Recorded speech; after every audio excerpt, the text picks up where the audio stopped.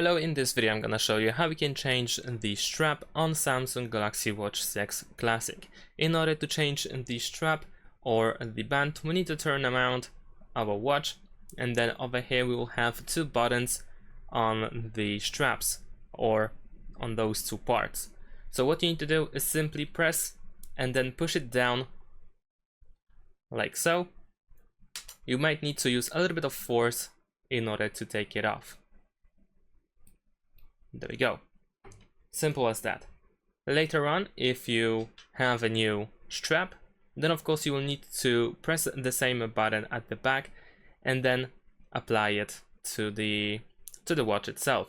Keep in mind that the shorter part of the strap is at the top and the longer part is at the bottom of the watch.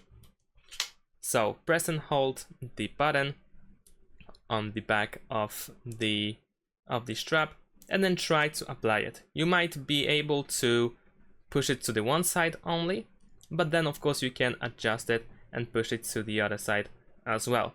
So you can take a look at the side if it's actually fully on. And of course do the same thing with the other part of the strap.